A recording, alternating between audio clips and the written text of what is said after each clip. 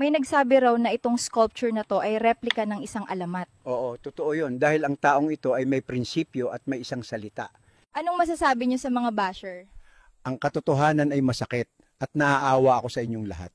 Buti na lang AI to. Grabe, napakaganda ng sculpture na to. Parang tumaas balahibo ko. Sino kaya to? Tara, lapitan natin. Grabe, mukhang legend ata ito. Kilala niyo ba to? Isa to sa hinahangaan ko na tao. Ako din kasi may paninindigan at may isang salita. Kaya mahal to ng mga tao. Kaya nasasaktan talaga ako sa sinapit niya ngayon. Carmen bahala sa kanila. Doble ang balik. Kahit AI lang to, sana masaya siya. Pero yung mga basher, galit at baka report pa. Pwede ba sa akin na lang to? Basta ingatan mo to. Sa mga basher, iyak naman. Lolo, ikaw gumawa nito? Oo ha, galing puso.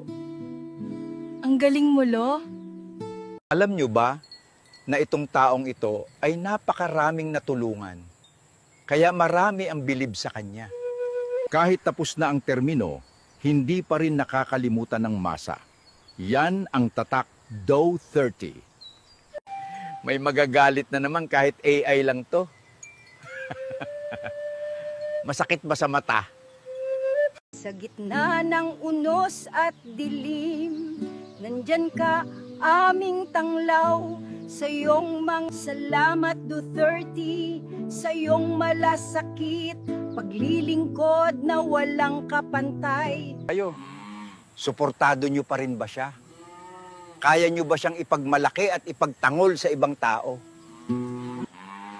Ito lang masasabi ko sa inyo, mahal na mahal ko ang taong ito. Dahil sa kanyang prinsipyo at talino. Sa totoo lang, sa panahon niya, mas kampante kami. Dahil alam namin na safe kami at malayo sa gulo. Pero ngayon, grabe, nagsibalikan yung mga problema. Yung iba, proud pa nag-live sa Facebook. AI lang to ha, baka magalit. Sabi nila, alamat lang to. Pero totoo pala, buhay ang alaala niya. Sana magising ang mga tao sa katotohanan na ang taong ito ay isang bayani. Kahit AI lang to. Isn't this place amazing? It really captures the heart of the city. Kahit AI lang to, parang maganda kapag magkatotoo, di ba?